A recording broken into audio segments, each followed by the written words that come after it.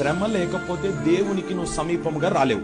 శ్రమ అని అగ్ని వచ్చిందనుకో, ఆటోమేటిక్ గా యేసయ్య దగ్గరికి వచ్చి ఆయన పాదాల మీద పడిపోతావు. శ్రమ లేనిదే సింహాసనము, శ్రమ లేనిదే మోకాల జీవితం, శ్రమ లేనిదే ప్రార్థన జీవితం రాదు. కొన్ని నిన్ను శ్రమలో ఆయన్నే పెడతాడు.